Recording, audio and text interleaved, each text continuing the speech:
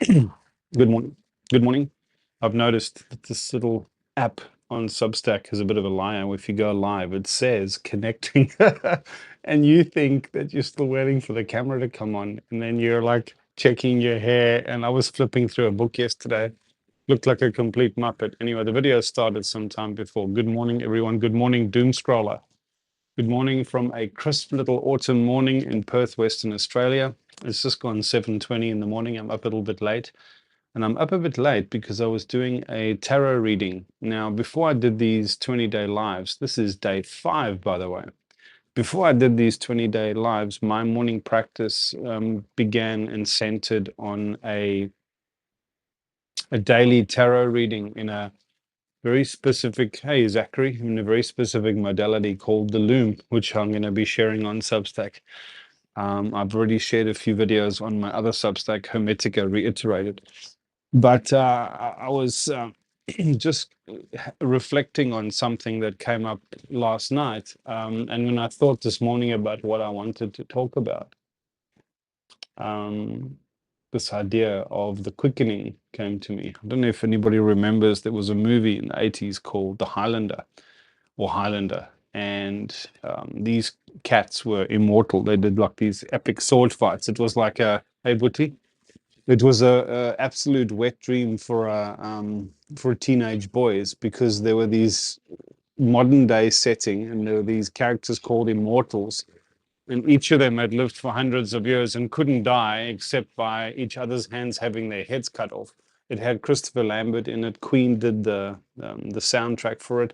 There was this epic baddie called the Kurgan. He was played by I think it's Tom Clancy. I think is the am I got that right? I can't remember the Clancy Brown. Clancy Brown, I think, is the actor who plays the Kurgan. And there's this epic showdown. Sean Connery's in it, and he's got this cool Japanese sword. It's got all the elements that a young teenage boy would want in a movie. And when these in the storyline, when these immortals, because they're rare beings, throughout history, when they encounter each other, they encounter something called the quickening. The quickening. And that's it never quite explains it. What I'm sorry, I've got bedhead over here. It never quite explains it what the quickening is exactly, and I'm sure there's a book version of that. But that word stuck with me for whatever reason, and I haven't thought about that movie in years, man. And what I started noticing in myself, I've come to call the quickening. So there must be other people like me, and if you're like me, this is what your experience is. You have these periods, almost predictable. Like you keep hoping that they're not going to come, but they come every single time, and it's these periods of a kind of mental health psychosis. So I imagine for somebody who's completely uninitiated into what's going on, into the mystic or the mythic context of a life, it must be completely derailing, especially if you find your sense of permission and context from the normal world. But if you're like me and you've been dealing with mystical concepts and you work with astrology and tarot, not as woo-woo fortune-telling mediums, but just as lenses into the archetypal reality of our psyches. You know, we know from mindfulness meditation that we've got a mind, a thinking mind, and then there's also a heart space that the non-dualists and the Buddhists teach us about.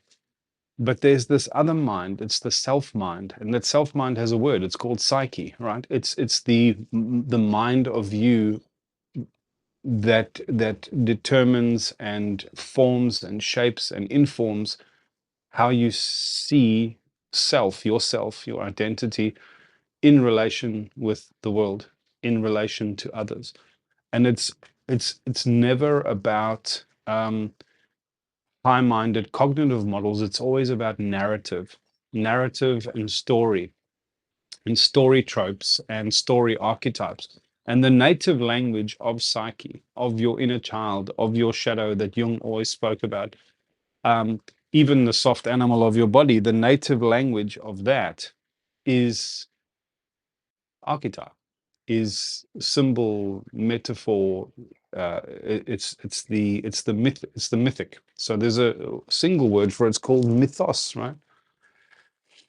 And in the context of that, when you are having what others would describe as a mental health moment, to try and pathologize it and understand the name and label it and the syndrome and look at it from a clinical psychology point of view actually doesn't treat the human or make contact with the human at the heart of that um, light or deep psychotic experience. There's a beautiful saying, and I forget who said it, that the mystic swims in the same waters the psychotic drowns in. And really, what's happening in the world at the moment, when you look at the world through a mythic lens, through an archetypal lens, archetypes are not just characters, they're also concepts like justice, like law, like apocalypse, like quickening. And I am able, and I invite you to consider how to make better sense of what's happening in the world right now, make better sense of it than all of the analysis and diagnosis and hot takes and media analysis. A better way to understand the present moment and what's happening in the world right now than all of that, reductionist breaking things down into small granular things that you can stack and compile and analyze. That's the left brain way of understanding. And it's actually what's gotten us into this deep trouble in the first place. But if you shift completely to the other way human beings have of relating to the cosmos and to the world, it's the sense of the mythic. And you can understand the present moment far better in that context than all of the detail. And if we're honest with ourselves, the detail is overwhelming us. The detail almost is designed cynically to overwhelm us. And in the face, there's a word for that overwhelm. It's called deluge, right? It's the story of the biblical flood. It's the story of the Tower of Babel. These things don't have to be treated as literal. In fact, you do yourself a disservice by treating them as literal. You want to treat them as figurative, right?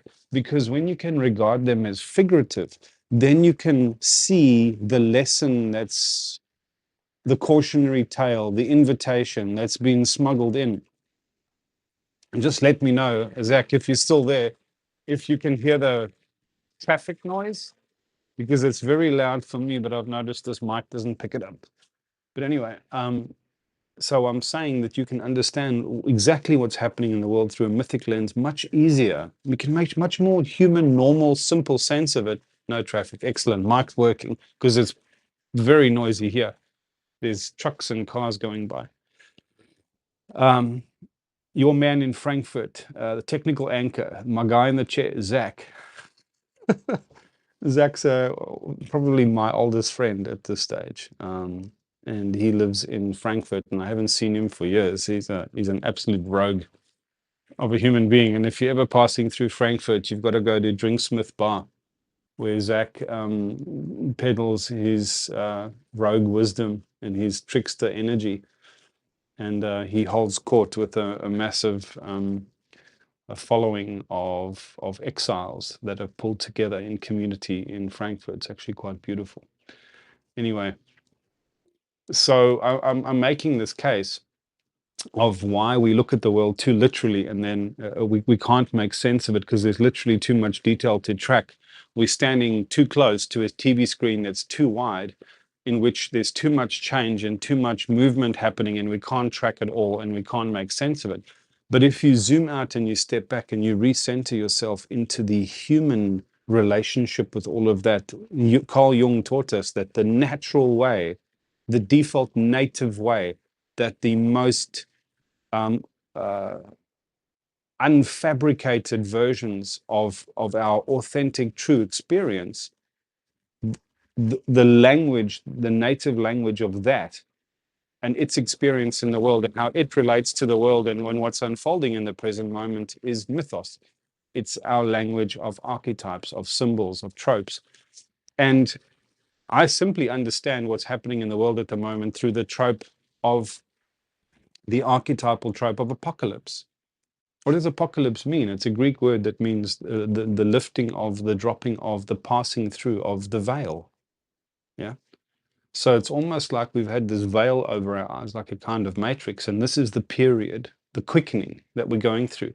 And the veil isn't just one veil, it's a series of veils. You know, like when a storm arrives, right?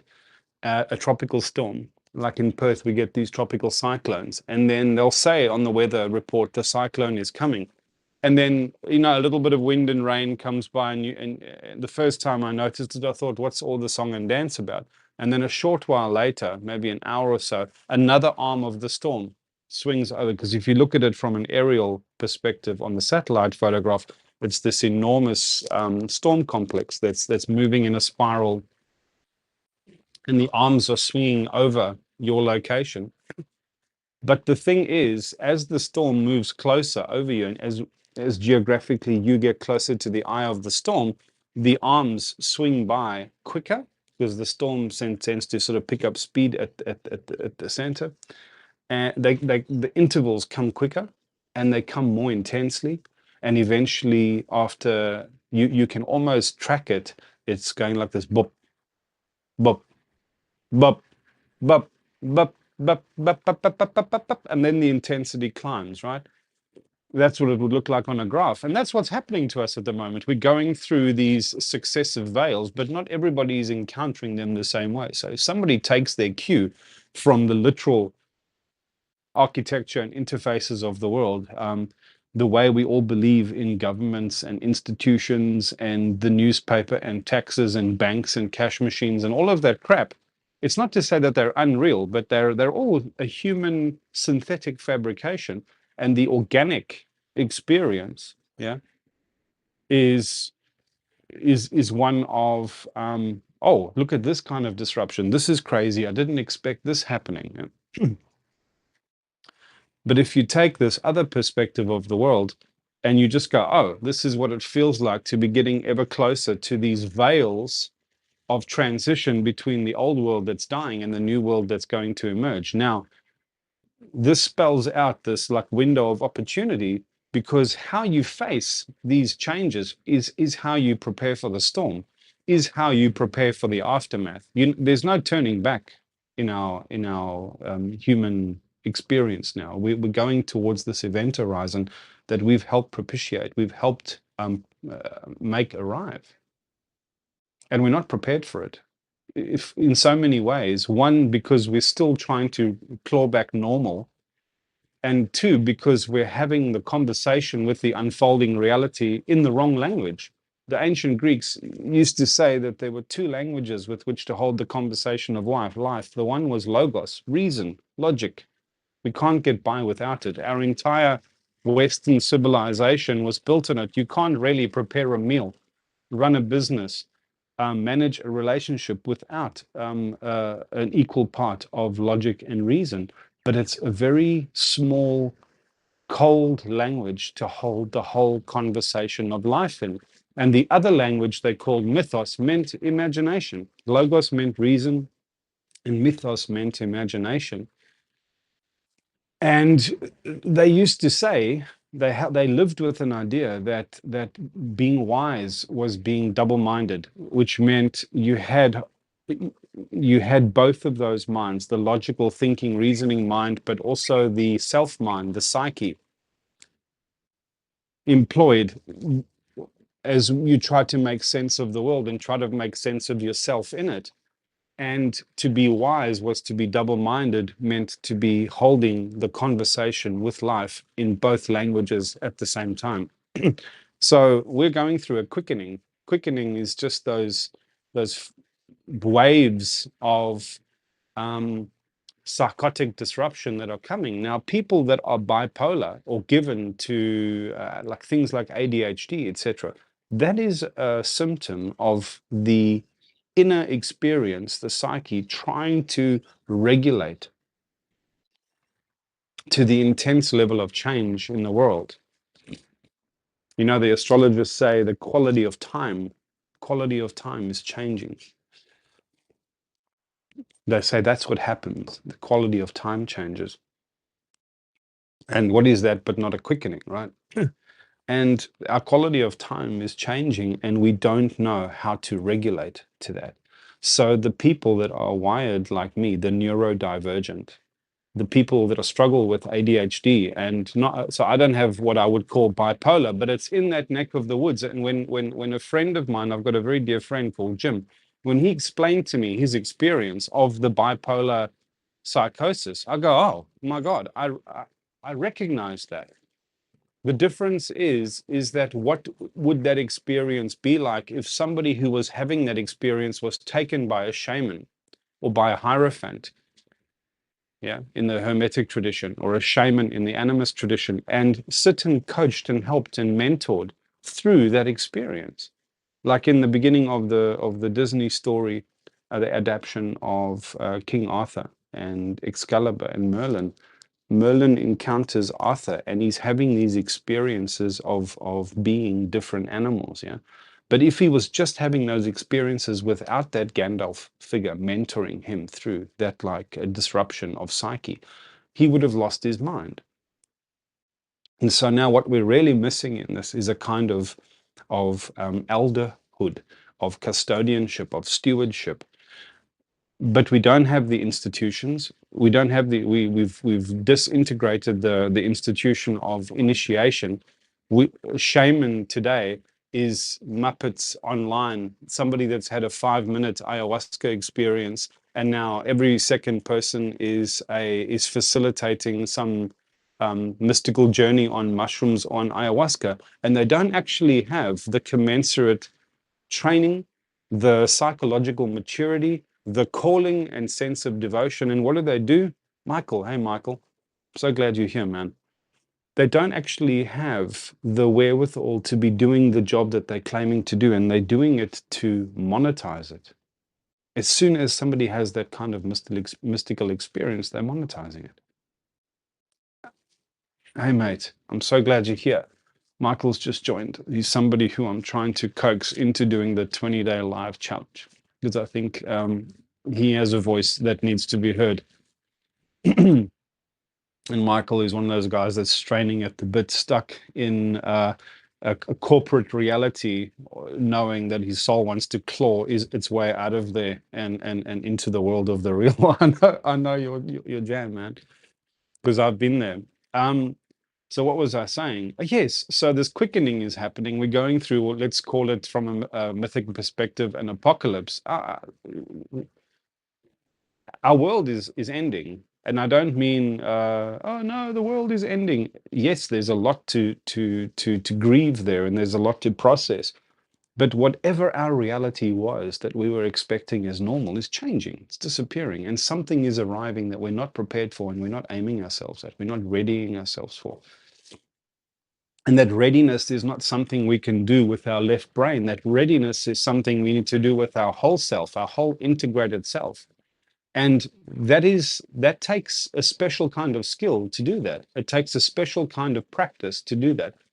How do you regulate your consciousness and your energy, your awareness and your energetic matrix without guidance and help? I had to do that on my own, and it's not fun. I promise you it's not fun. It's taken me years to figure out how to do that in a skillful way. And I still sometimes get caught with my trousers down, metaphorically. I still get caught with my trousers down.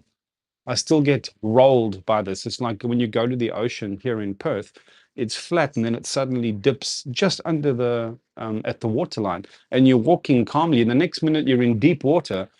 And that's exactly where the break is churning, right? And that's exactly where, if you're just a few inches deeper in the water, the power of the ocean to churn you and spill you and dump you upside down and roll you and disorientate you completely happens like that, right?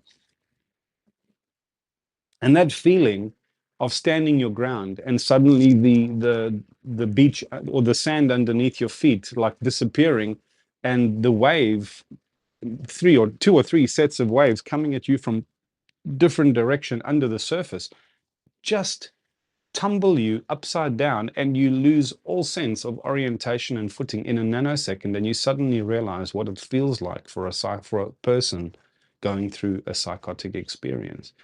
The rug is pulled out from you so quickly and in such a disorientating way. And if you don't catch it in time and realize the signature in you, you just sit and have this anxious ADHD experience trying to connect literally with the world and in conversation with people, while your soul is having a different experience.